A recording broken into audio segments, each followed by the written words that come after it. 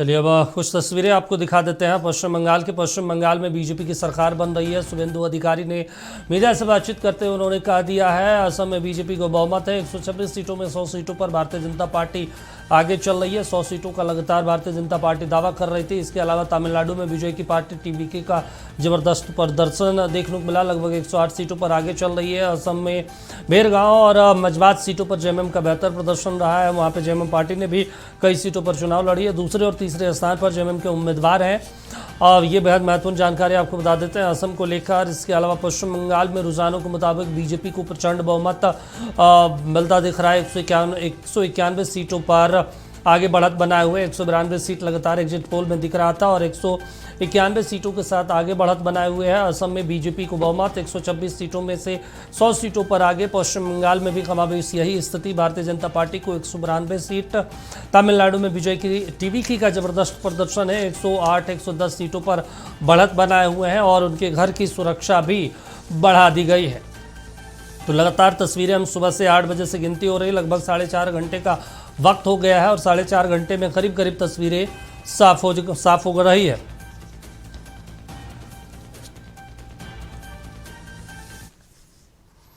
चलिए अब चर्चा की शुरुआत कर लेते हैं। हमारे साथ भारतीय जनता पार्टी के स्पोक्स पर्सन प्रदीप सिन्हा जी हैं। स्वागत सर आपका। बधाई का दिन है आज, आप लोगों के लिए खुशी का दिन है। पश्चिम बंगाल जैसे राज्य को अब किला ढा दिए दीदी 4 मई गई। देखिए, बधाई तो मैं उन कार्यकर्ताओं को देना चाहूँगा जिन्होंने अनवरत मेहनत की, त्याग किए, बलिदान दिया और इस आतंकवाद के राज जो था, आतंक का राज था वहाँ, उसके आगे उन्होंने सरेंडर नहीं किया।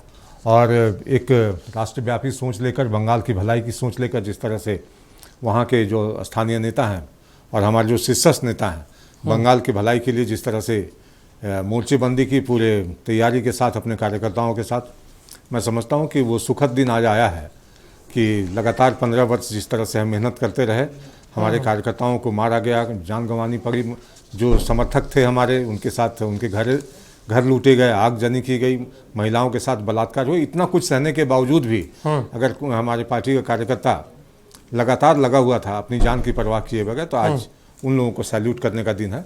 और निश्चित रूप से जब पार्टी सफल होती है और खासकर वैसे स्टेट में जहाँ वाम मोर्चा का शासन लंबे समय तक रहा, फिर कांग्रेस का शासन, ममता बनर्जी का शासन, तो उस जगह अगर आप अपनी मेहनत से जगह बनाते हैं तो आप समझ सकते हैं कि कार्यकर्ताओं के लिए कितना खुशी का दिन है आज। अच्छा, एक और महत्वपूर्ण चीज़ है, आरएसएस के स्थापना के 100वां वर्ष है और ये बंगाल की धरती श्यामा प्रसाद मुखर्जी की धरती है और 100वां वर्षगांठ और श्यामा प्रसाद मुखर्जी की धरती पर वापसी करना आज़ादी के बाद पहली बार, और ऐसे में वो तिलिस्म 2024 के लोकसभा चुनाव के बाद बंगाल जैसे राज्य आपके लिए बहुत एक मजबूत किला था। ऐसा लग रहा था कि टूटेगा नहीं, लेकिन आप लोगों ने तोड़ा है। ये आप लोगों को ज़्यादा उत्साहित करेगा आने वाले दिनों में आपके कार्यकर्ताओं को कि और मजबूती से लड़ना, और मेरे ख्याल से विपक्ष को भी एक मैसेज होगा। देखिए, मैं आपको थोड़ा सा पीछे ले चलता हूँ कि जब 1984 में लोकसभा का चुनाव हुए तो हमारी 2 सीटें थी। उस वक्त भी प्रश्न किया जाता था कि हमारे दो तंज किया जाता था हम पर, अटल आडवाणी और 2 जो जीत कर सांसद आए थे वो। लेकिन आज इतने वर्षों के अथक मेहनत के बाद हम किस मुकाम पर हैं, मैं समझता हूं कि सभी राजनीतिक दलों को एक आकलन करने की आवश्यकता है। और 1991 में जब हम बंगाल में चुनाव लड़ रहे थे तो विक्टर बनर्जी जो एक फेमस फिल्म एक्टर थे, वो चुनाव लड़ रहे थे वहाँ। तो उस समय तो भारतीय जनता पार्टी अपने शैशव काल में थी, अपने पाँव जमाने की कोशिश कर रही थी, हमें कोई सीरियसली लेता भी नहीं था वहाँ। बिल्कुल। यहाँ तक कि 2016 के चुनाव में हम 3 सीटों पर थे, 21 में 77 हो गए। तो आप समझ सकते हैं कि प्रोपोर्शनल किस तरह से हमने विकास किया वहाँ।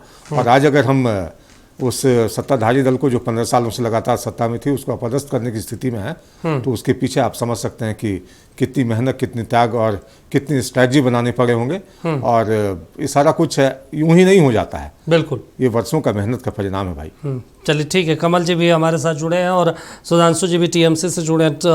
सुधांशु जी से भी बातचीत करेंगे। और कमल जी क्या हो गया, मतलब अचानक से, मतलब पूरा दृश्य बदल गया, नतीजे बदल गए। हाँ, मुझे भी लग रहा है ज्ञानेश कुमार काम कर गए हैं। फिर वही बात, अब केरल में कौन काम किया? सुनिए, पहले बात पूरी सुन लीजिए। केरल में ज्ञानेश जी काम नहीं, पूरी सुन लीजिए। मैं हमेशा एक बात बोलता हूँ कि पूरी भारत भी हमको जितवा देंगे ना आप, तो जो सवाल है वो रहेगा। बिल्कुल। देखिए, जितना तंत्र है, जितना भारत का तंत्र, ईडी, सीबीआई, फोर्स, जो चीज भी भारत में है वो सारा चीज बंगाल के चुनाव में लगा दिया गया। मेरा मानना है 2 चीज छूट गया। क्या चीज? अगर वो 2 चीज भी लगा देते ना तो 294 सीट भी बीजेपी को आ जाती। अच्छा, केवल राफेल और सुखोई, ये 2 ही चीज वहां इलेक्शन में नहीं गया। बाकी जितना तंत्र है उसको लगा के वहां, लेकिन परिणाम जो आ रहा है उसमें एक बात तो समझने वाला है जी कि टीएमसी और बीजेपी भाई बहन है।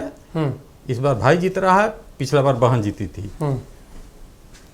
वहां आप समझिए, हमने जो काम किया था बंगाल में, बंगाल की तरक्की में, सिद्धार्थ शंकर राय ने जो काम किया, वहां से उग्रवाद को हटाने में जो मुहिम छेड़ा, जिसका परिणाम हम आज तक भुगत रहे हैं।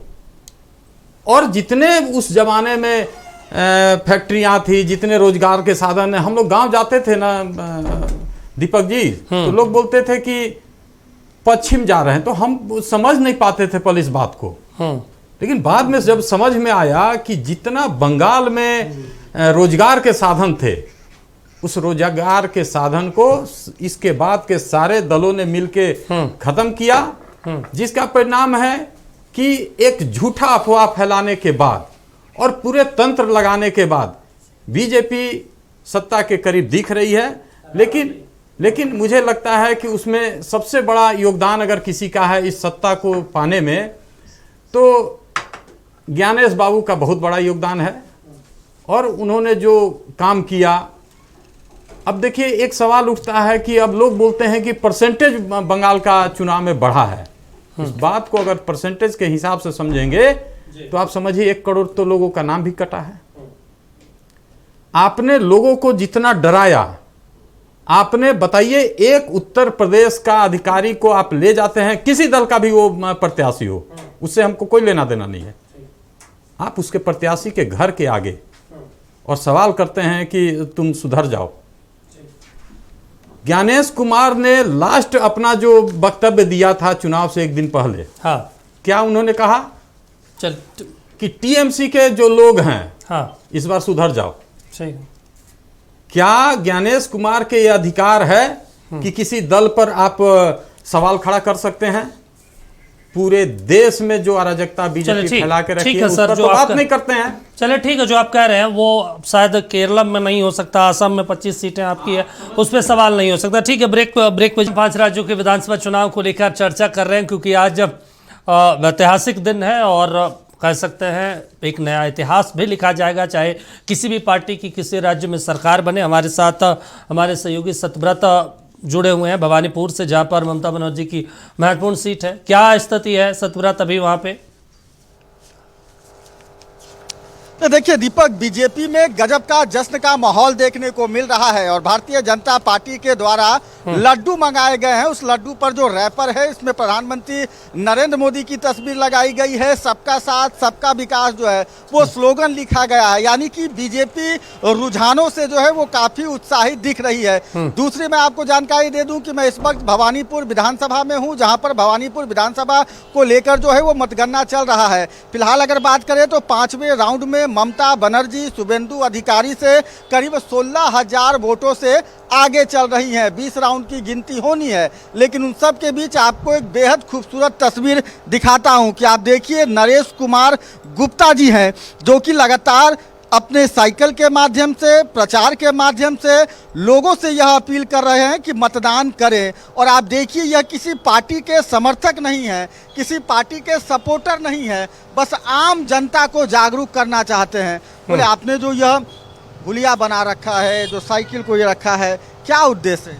उद्देश्य मेरा यही है, हर इंसान का जिसका नागरिक का वोट बन गया है, वो अपना ज़्यादा से ज़्यादा बहुमत देने का कष्ट करें।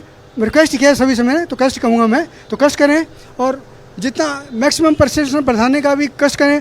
परसेंट वास्तव में इस साल जो है परसेंट पश्चिम बंगाल में 93% एक रिकॉर्ड है, 80-83 साल का रिकॉर्ड माना जा रहा है। तो उसको मेरे हुए मैं तो अपना विक्ट्री ऑटोमेटिक हो चुका हूँ देश हिसाब से, इतना बहुत परसेंटेज वोट से मिला है। अब जन सार्थों में भी जो वोटिंग रिजल्ट निकल जा रहा है, उसमें भी आप बात कह दी है उन्होंने, जिसको कहनी है आपको, तो उसको देखते हुए मेरा बहुत अच्छा लगा। आप किसी पार्टी का सपोर्ट नहीं? मैं किसी पार्टी सपोर्टर नहीं हूँ। आप मेरा फेस वगैरह से देख करके, जन फ्लैग वगैरह देख करके मैं राष्ट्र के प्रति काम करता हूँ। मेरा प्रोग्राम राष्ट्र के हिसाब से स्वामी विवेकानंद जी शुरू होता है 12 जनवरी से।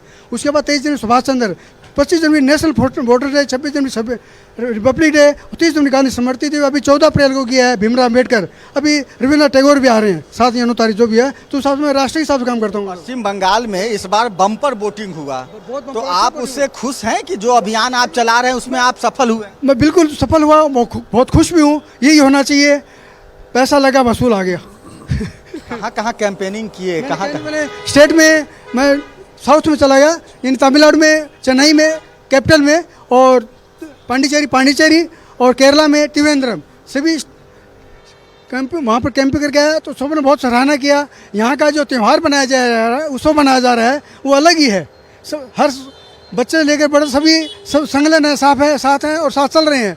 हाँ, वहाँ पर एक नॉर्मल पोजिशन में था, ठीक है, वोट है जी। बहुत ही आप देखिए कि इस बार पश्चिम बंगाल में चुनाव आयोग के तरफ से जो जागरूकता चलाया गया, और आप समझिए कि ऐसे कई लोग हैं समाज से भी जिन्होंने लगातार निरंतर यह प्रयास किया कि कैसे ज़्यादा से ज़्यादा जो है वो लोगों को मतदान के लिए जागरूक जानना चाहते हैं, क्योंकि पश्चिम बंगाल में आप लगातार कई दिनों से घूम रहे थे, लोगों से बातचीत कर रहे थे, समझने का प्रयास कर रहे थे। बीजेपी बहुत समय से वहाँ पे प्रयास कर रही है सत्ता में लौटने की, ममता बनर्जी के गढ़ को ढाहने की, और इस बार 2 संयोग एक साथ बना है। जो भारतीय जनता पार्टी का राष्ट्रीय अध्यक्ष नितिन नवीन ने, हालांकि उन्हें फ़ोन कर बधाई दी गई है प्रधानमंत्री के द्वारा, वो बिहार से आते हैं, और पश्चिम बंगाल के भी जो प्रदेश प्रभारी हैं मंगल पांडे, जो बिहार सरकार में मंत्री भी रहे, वो भी बिहार से आते हैं। ये संयोग माना जाए या एक प्रयोग के तौर पे इस बार किया गया भारतीय जनता पार्टी ने कि किला ढा दिया, अब की बार ढा ही दिया जाए? हमारे साथ स्टूडियो में सुधांशु शाह जी जुड़े हैं, टीएमसी से, तृणमूल कांग्रेस से। सुधांशु जी, क्या लग रहा है, ये ऐसा अनुमान था आप लोगों को? अनुमान तो अभी देखिए, ये फाइनल आप इसको नहीं मान सकते हैं, क्योंकि अभी तो मेरे हिसाब से ये 5वां राउंड कंप्लीट हुआ होगा जी, या 5वां राउंड चल रहा होगा। चुनाव आयोग की वेबसाइट पे दुगना डिफरेंस है सर। हाँ ठीक डबल। ठीक है। जैसे कि अभी आप देख सकते हैं पश्चिम वर्धमान में आप 9 में 9 सीट बीजेपी को दे रहे हैं। आप उत्तर दिनाजपुर में, दक्षिण दिनाजपुर में, जहाँ भी परंपरागत वोटर हैं, जहाँ पे की सीट, अधिकतर सीटें हमारे कब्जे पे है, वो सीट भी आप अभी बीजेपी को दे रहे हैं। ठीक है, तो ये कब्जा तो पूरे बंगाले पे आपका था, लेकिन 187 का नंबर दिख रहा है। पूरे बंगाल पर रहता तो 77 सीट बीजेपी को कैसे आती? 77 सीटें जो बीजेपी को आई थी, उस जगह पे तो बढ़त बीजेपी को दिखा ही रहे हैं आप, लेकिन उसके अलावा ऐसी ऐसी जगह पे भी बढ़त दिखा रहे हैं जहाँ पे कि वो बढ़त धीरे धीरे कम होने की भी उम्मीद है। आप ऐसा मत सोचिए कि ये फाइनल रिजल्ट है। दूसरा बात, हम लोगों ने शुरू से कहा कि देखिए, ये चुनाव अकेले अगर बीजेपी लड़ती तो उनके बूते की बात नहीं थी, क्योंकि जिनके पास 294 उम्मीदवार नहीं हैं, जिनके पास 73% आपराधिक प्रवृत्ति के लोग हैं, वो यहाँ पे सत्ता में आने के बारे सोच भी नहीं सकते थे। लेकिन क्या हुआ, पूरे फिगर को आप समझिए, चुनाव से तुरंत पहले SIR कराया गया, सुप्रीम कोर्ट में मामला चलता रहा, चुनाव का अनाउंसमेंट हो गया, SIR में 92 लाख लोगों का नाम काटा गया, आदेश दिया गया ट्रिब्यूनल में नाम ये वो करके कुछ हो नहीं पाया। चलिए ठीक है, आप तो कोर्ट गए ना सर, कोर्ट के तरफ से आपको भी फटकार लगी, ठीक है, कि आप लोग चुनावी ड्रामा कर रहे हैं। अभी CGI का स्टेटमेंट आया 10 मिनट पहले, वो कह रहे हैं कि आज शाम 4 बजे के बाद सब ड्रामे खत्म हो जाएंगे। अच्छा ये बताइए, ठीक है, सब तो आपको चुनाव आयोग पे भरोसा नहीं है, हमें अपनी बात रखने का अधिकार भी नहीं है। चलिए ठीक है, अगर हम अपनी बात रखें, 1 मिनट रोक रहे हैं सर, हम सतब्रत के पास चलते, भवानीपुर। सतब्रत, बिल्कुल दीपक, देखिए अब से थोड़ी देर पहले हमने दिखाया कि कैसे पश्चिम बंगाल के बीजेपी प्रदेश कार्यालय में जश्न का माहौल है। आप तस्वीर देखिए, भवानीपुर विधानसभा के लिए काउंटिंग सेंटर की तस्वीर, जहां बीजेपी के जो समर्थक हैं, जो प्रत्याशियों के प्रशंसक हैं, वो पहुंच रहे हैं, और पार्टी कार्यालय में एक तरफ जय श्री राम का जो नारा है वो गूंज रहा है। क्या लगता है, इस बार पश्चिम बंगाल की जनता ने आशीर्वाद दिया आप लोगों को? ज़रूर, इस बार पश्चिम बंगाल की जनता ने पहले से ही तय करके रखा था कि इस बार कमल को खिलाना है, और कमल को खिला। अभी देख रहे हैं आप कैसे खिल रहा है कमल। तृणमूल को जाना ही था, ये तय था, वोट का पहले से ही ये तय था कि तृणमूल को जाना है, क्योंकि पिछले 15 साल से उन लोगों ने ऐसा कुछ काम किया लोगों ने तय करके रखा था कि जो भी हो जाए तृणमूल को जाना ही है। और आज वोट का रिजल्ट देखिए, तृणमूल जा रहा है। हम लोग सिर्फ आप बंगाल का आवाम को धन्यवाद कह सकते हैं कि हाँ, आप लोगों ने सही निर्णय लिया, तृणमूल जा। क्या लगता है इस बार अमित शाह मोदी जी का जादू जो है वो बंगाल में चल गया? एकदम चल गया। वो लोग तो पहले से ही उन लोग बोल दिया, लेकिन निर्वाचन कमीशन का हम धन्यवाद देता हूँ। निर्वाचन कमिश्नर जो वोटर था वो वोट देने के लिए सहयोगिता किया, सीआरपी दिया। जो लोग वोट नहीं देता था, चोरी होता था, ईवीएम मशीन थप्पाबाजी होता था, वो नहीं हुआ। इसीलिए वो लोग एकदम जान पकड़ के एकदम वोट दिया है। अच्छा, आपको क्या लगता है इस बार जो महिला सुरक्षा को लेकर आप लोगों ने मुद्दा बनाया था, क्या वही काम कर गया? 100%। अब देखा ना, कुछ दिन पहले 33% रिजर्वेशन किया था नरेंद्र मोदी जी ने, महिला को रिजर्वेशन दिया, संरक्षण दिया। तो क्या किया ममता जी ने? महिला होके भी संरक्षण को नहीं सपोर्ट किया, तो क्या वो महिला विरोधी नहीं हुआ? तो इसलिए तो उसके ऊपर इफेक्ट पड़ा है। हम लोग क्या घर में रहने वाला है, बाहर नहीं निकलेंगे, काम नहीं करेंगे, राजनीति में ऊपर नहीं जाएंगे, तो हमारा तो भी कोई चाहत है हम ऊपर जाए, आगे जाए। तो ममता जी महिला होके भी हम सब विरोध किया, यही उसका फैक्टर है। देखिए बंगाल में महिला का कोई सुरक्षा नहीं है, वो धर्षण होते हैं। को सपोर्ट किसको करता है? महिला मुख्यमंत्री धर्षक को सपोर्ट करते हैं, और महिला जो धर्षण होता है उनको रेड बार दिया। ये शर्म का बात है, लज्जा का बात है। महिलाओं के उनको हम धिक्कार जनाता है। लेकिन ममता बनर्जी ने जो कल्याणकारी योजनाएं चलाई, लक्ष्मी भंडार योजना, कन्याश्री योजना, क्या वो महिलाओं को प्रभावित नहीं कर पाई? नहीं, देखा ना वोट में क्या हुआ, क्या देखा ना अपने वोट में क्या हुआ। बंगाल का जनता क्या का शांति चाहते हैं, शांति। हम लोग शांति देंगे उनको, क्योंकि ये तोलाबाजी, कार्ड मानी, सिंडिकेट राज और थ्रेड कल्चर, इससे बंगाल को निकालना है, हिंदुत्व को बचाना है। इस बार क्या लगता है कि नंदीग्राम वाला इतिहास भवानीपुर में दोहराया जाएगा, या इस बार दीदी का तो इरादा है जो उस इतिहास इधर भी होगा, बट अभी तक तो हम लोग का ऐसा और थोड़ा वेट करना होगा। शुभेंदु दा जरूर इधर से जीतेंगे, और जो जनगण का जो राय है वो पूरा जो इस्लाम विरोधी, जो ममता बनर्जी जो वेस्ट बंगाल की इस्लामीकरण करने का कोशिश कर रहे थे, उसका विरुद्ध बंगाल का जनगण राय दिया है। जो श्यामा प्रसाद मुखर्जी पश्चिम बंगाल को हिंदू होमलैंड बनाया था 1947 में, उसको ममता दी पूरा पश्चिम बांग्लादेश करने का कोशिश कर रहे थे। पश्चिम बंगाल का मानुष मुक्त तौर से जवाब दिया। ये श्यामा प्रसाद मुखर्जी का जो ये था सपना था, उसको वो जो ममता बनर्जी उसको ध्वंस करने का कोशिश कर रहे थे, उसका अगेंस्ट में राय देके पश्चिम बंगाल को मानुष यही जनगण यही स्थापित किया है, जो उसका जो वेस्ट बंगाल को, पश्चिम बंगाल को हिंदू चलिए ठीक है सतब्रत, ठीक है, सपने को नजर बनाए रखिए। तमाम जानकारी देने के लिए, बातचीत करने के लिए शुक्रिया आपका। तो ये पश्चिम बंगाल के भवानीपुर सीट से एक और बड़ी खबर आपको पश्चिम बंगाल से बता देते हैं, क्योंकि आज सबकी नजरें पश्चिम बंगाल के आंकड़ों पर टिकी है, नतीजों पर टिकी है, और चर्चा कर रहे हैं पश्चिम बंगाल, असम और तमिलनाडु और अलग अलग राज्यों की। और सुधांशु जी हमारे साथ जुड़े हैं, प्रदीप जी जुड़े हैं और कमल जी जुड़े हैं। सुधांशु जी कंटिन्यू कीजिए जो आप कह रहे थे। कि आपने कहा कि सुप्रीम कोर्ट ने कहा कि नौटंकी कर रहे हैं, तो ये तो हमें अपनी बात रखने का अधिकार तो हर पटल पर है ही। हमें जो लगा कि यहाँ गलत हो रहा है, जैसे कि कहा गया कि राज्य के कोई भी अधिकारी काउंटिंग में शामिल नहीं रहेंगे, हम लोगों ने कोर्ट का दरवाजा खटखटाया। मानना नहीं मानना ये तो कोर्ट का भी अपना स्वविवेक होता है। तो हम लोग जहाँ भी गड़बड़ी पाए, देखिए रात में भी हम लोगों ने देखा कि बिल्डिंग के ऊपर कोई चढ़ रहा था काउंटिंग प्लेस पर, तो आवाज़ तो हम लोग उठा रहे हैं, हर चीज़ को हम लोग बता रहे हैं, बताने का हमें अधिकार भी है। लेकिन हमारा तो चुनाव आयोग और ना ही केंद्रीय पुलिस बल, ना ही कोई सुनने वाला है। यही तो स्ट्रेटजी है जीतने का। नहीं, जीतने का स्ट्रेटजी क्या? आप हिंसा फैलाते हैं, SIR होता है, साथ साथ अधिकारियों को बंधक बना लेते हैं, ये लोकतंत्र के लिए ठीक है सर?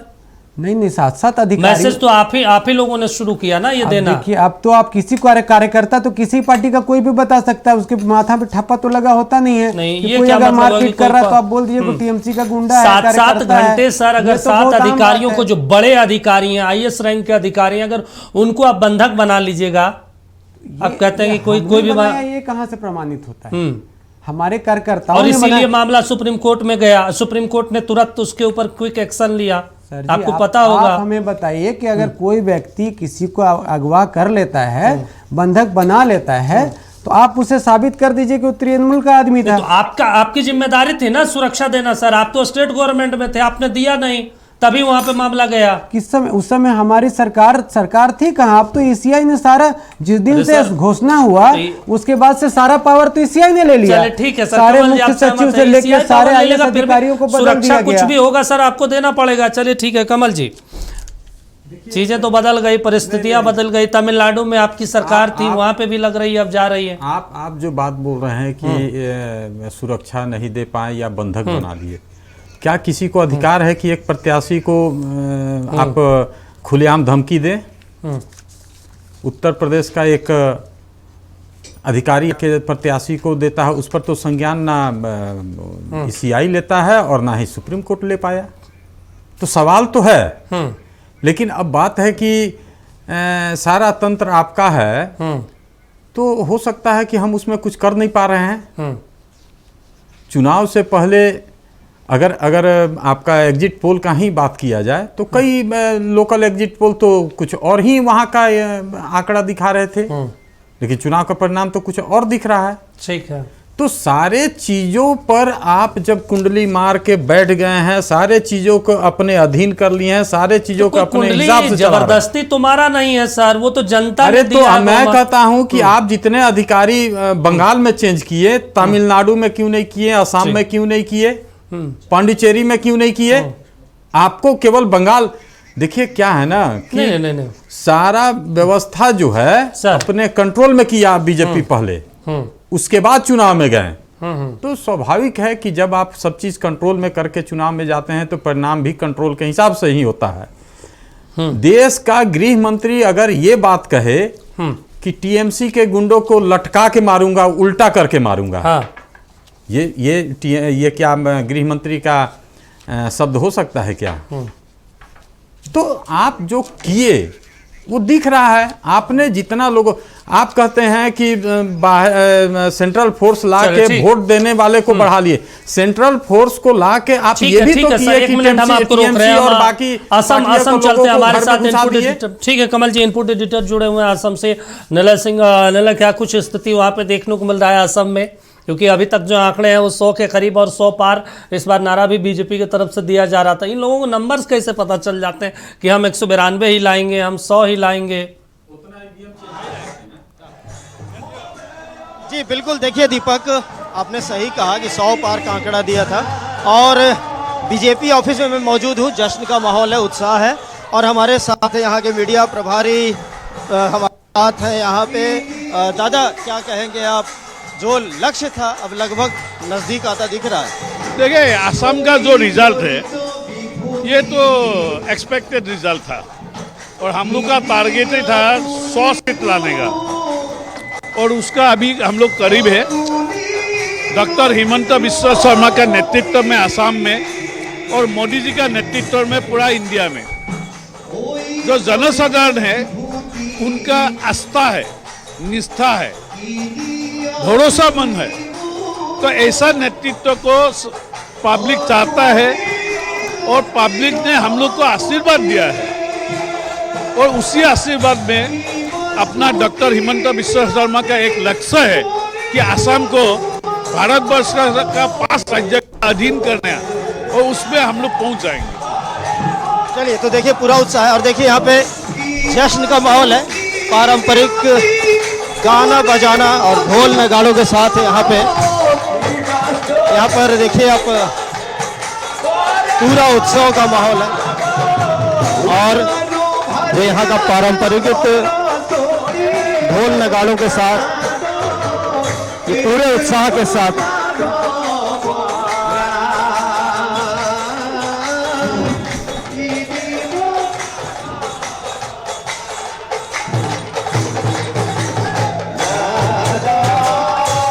चलिए, बिल्कुल ठीक है। ये तस्वीरें हैं असम के गुवाहाटी से, ये तस्वीर हम लगातार दिखा रहे हैं। हमारे साथ प्रदीप सिन्हा जी भी जुड़े हैं। प्रदीप जी, देखिए जश्न का माहौल है, लेकिन एक तो बड़ा सवाल ये है कि आप लोगों को नंबर्स कैसे पता चल जाता है? आप कह रहे थे 192 लेकर आएंगे, देखिए 190-92 के इर्द गिर्द घूम रहे हैं। 100 आपने कहा, असम में वही स्थिति है। दीपक जी, आप बहुत अन्याय करते हैं। अभी मैं देख रहा था, आपकी रिपोर्टिंग भी देख रहा था और जो चैनल पर आपके इनपुट हेड हों चाहे और भी लोग जो रिपोर्टिंग कर रहे थे, जो माहौल है असम में, तो मैं अपने साथ दाहिनी ओर बैठे साथी का भावभंगिमा देख रहा था चेहरे की। बड़े मतलब असहज स्थिति में थे वो, क्योंकि यहाँ तो सरकार साथ में मिलकर चला रहे हैं, लेकिन कांग्रेस पार्टी के विरोध में झारखंड मुक्ति मोर्चा वहाँ चुनाव लड़ रही थी। आपके लिए तो संभावनाएं खुल गई ना। पश्चिम बंगाल में भी तृणमूल के खिलाफ ही लड़ रहे थे कांग्रेस पार्टी वाले, बिल्कुल, और मुख्यमंत्री पहुंच गए कांग्रेस के खिलाफ प्रचार करने। तो कैसा इंडिया अलायंस है, कैसा एलओपी, आप समझ सकते हैं। मेरे पास इनपुट बहुत पहले से है सर कि भारतीय जनता पार्टी ने पहले ही तय किया कि गुरुजी को सम्मान देंगे, उन्होंने सम्मान दिया 26 जनवरी को। उसके बाद ये भी प्लान था कि आप असम में चुनाव लड़िए, कांग्रेस को निपटाइए, फिर झारखंड में हम देखेंगे। अब निपटा दिया झारखंड मुक्ति मोर्चा ने। अब आप लोगों का गठबंधन, एक कमल खिलेगा झारखंड में। अच्छा, ये निपट क्यों जाते हैं?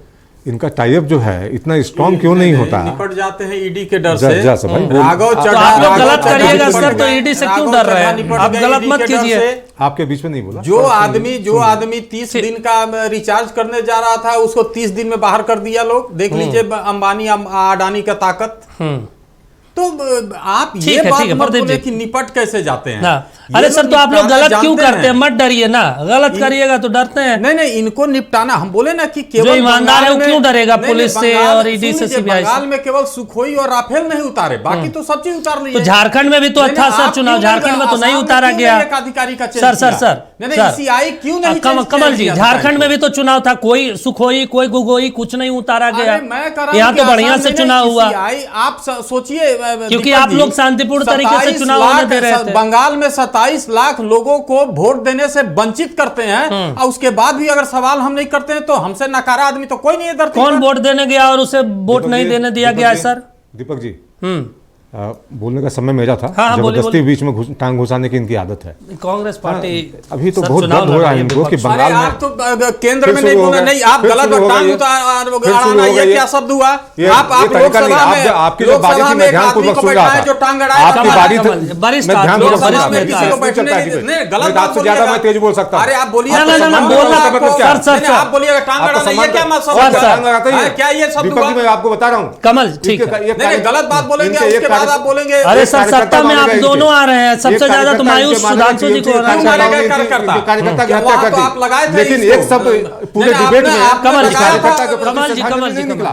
ठीक है, टीएमसी के खिलाफ इतना मतलब आत्मीयता झलक रहा है इनका, लेकिन टीएमसी के गुंडों ने जब इनके कार्यकर्ता को मार दिया तो एक शब्द नहीं निकल रहा इनके मुंह से। टीएमसी अगर हारता है, जहां तक प्रश्न कांग्रेस पार्टी की तो सिमटती जा रही है आज पूरे झारखंड में। और दीपक जी, आपको एक सुखद समाचार दे दूं कि 95 चुनाव तो निपट गए थे राहुल गांधी, आज शतक पूरा करेंगे वो।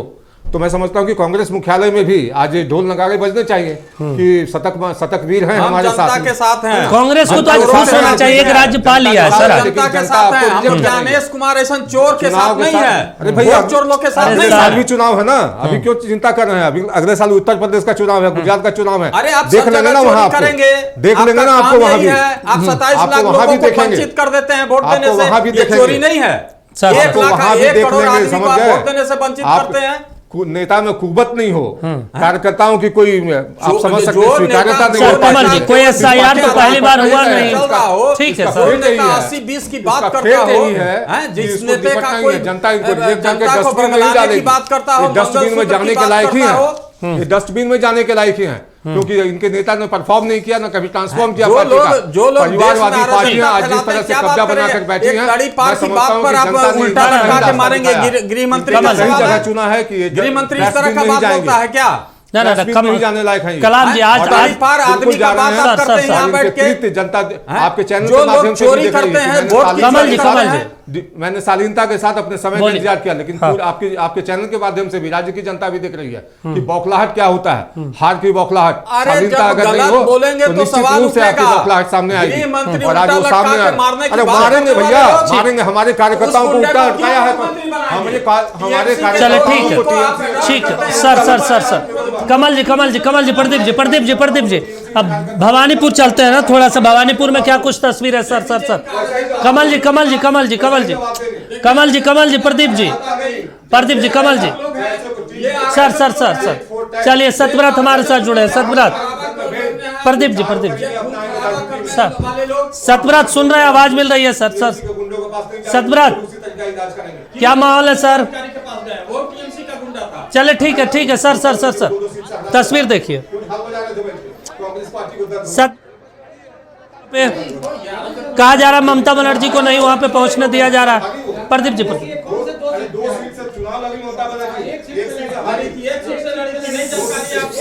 सतव्रत, कहा जा रहा ममता बनर्जी को वहां पे पहुंचने नहीं दिया जा रहा, क्या स्थिति है?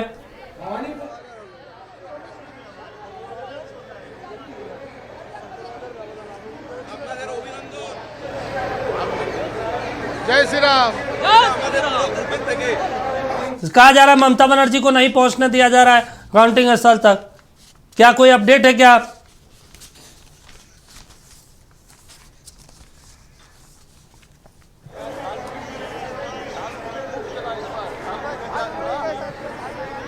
चलिए, वहां पे आवाज नहीं पहुंच पा रही है, लेकिन हम लगातार आपको तस्वीरें दिखा रहे हैं पश्चिम बंगाल, असम। सतव्रत, आवाज मिल रही है आपको?